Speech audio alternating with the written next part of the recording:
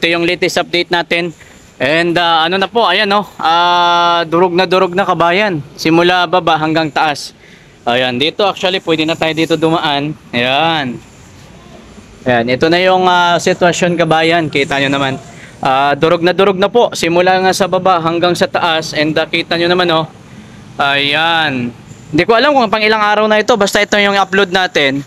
Ay latest update po ito no. Grabe, talagang medyo nahirapan din sila gawa nga ng ano kasi kumbaga bago, syempre bagong gawa, bagong giba.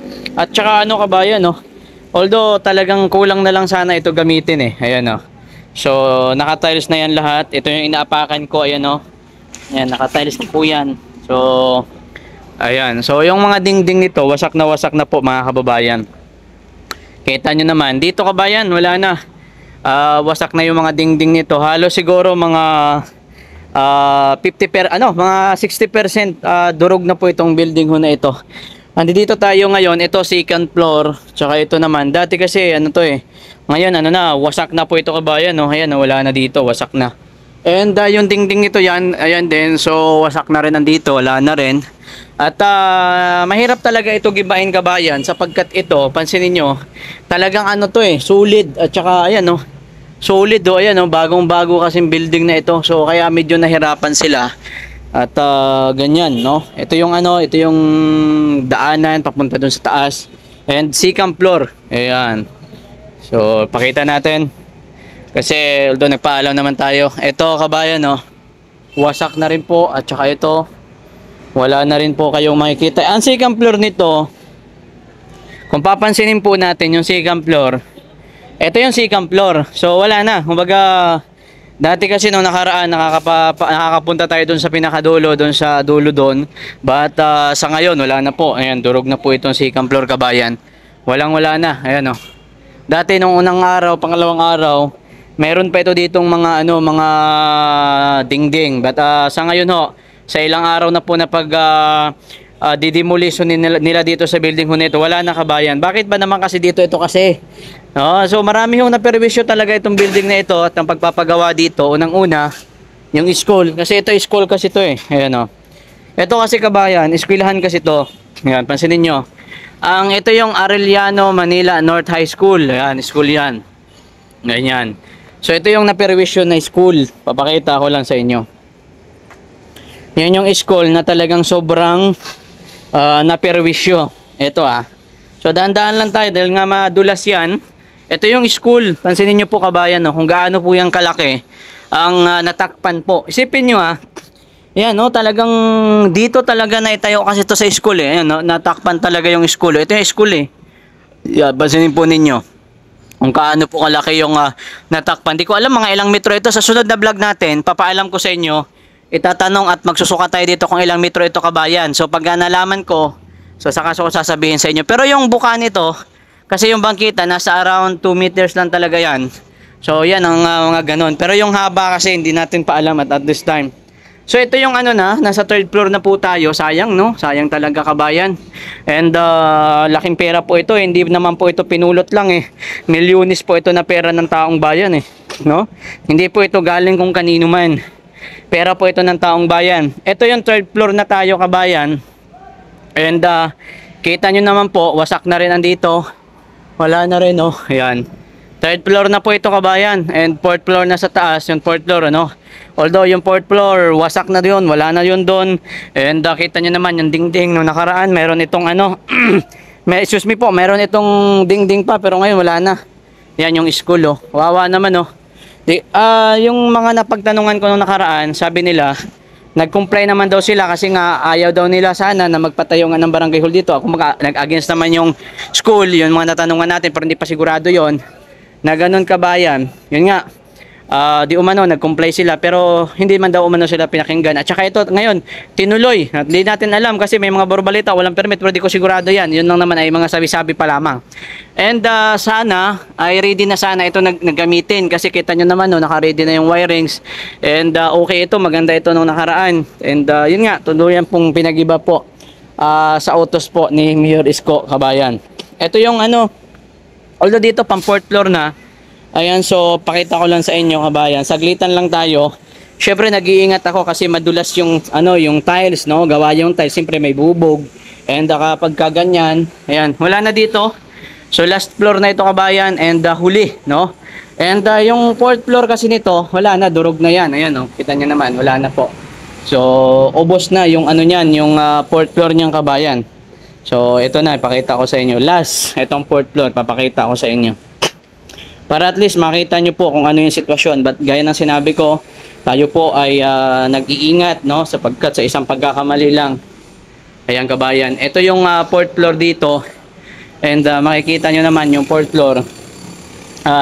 Tuluyan na pong nadurog ang fourth floor mga kababayan. Papansin po natin, dati kasi, yung pinakataas nito, halos pumapantay dyan sa school. Ito kasi school to eh. Ayan. Pero ngayon, yung dito natanggal na, pero mayroon pang isa, ito pa, ito yan. Yung kabilang side po ay nadurog na. Good afternoon, sir. Ayan, so ayan mga kababayan. So yan yung update dito sa fourth floor. Wala na po, tapyas na yung fourth floor. Ayan, bababa tayo. Pagaan lang tayo. Kay mukhang talaga. Ito, and bababa tayo sa third floor. Ayan. Ito, third floor ito, kabayan. Ayan. So, bumaba lang ako sa third floor dahil yun na yung fourth floor na ipakita ko na sa inyo. Gaya ng sinabi ko, medyo matatagalan pa ito sapagkat medyo matigas talaga. Yung mga simento kabayan, kita nyo naman oh. Yan oh, talagang bagong-bago talaga yung simento dito. Kaya medyo matigas yan. Kaya nahirapan talaga yung mga gumagawa po dito na mapabilis yung pagbagsak po ditong building ho na ito. Although siguro asahan natin mga ilang linggo pa po makikita na natin yung nito, yung improvement na talagang matanggal ito. Grabe no, buwan talaga din yung kinain nito. Grabe yung naging perwisyo nitong building ho na ito mga kababayan. So bababa po ako sa second floor, but tayo po ay nag-iingat. May kasama po tayo ditong poging vlogger. Ayan. Ayan, so dito muna tayo sa kabila. Second floor kabayan. And ayan, second floor na po tayo.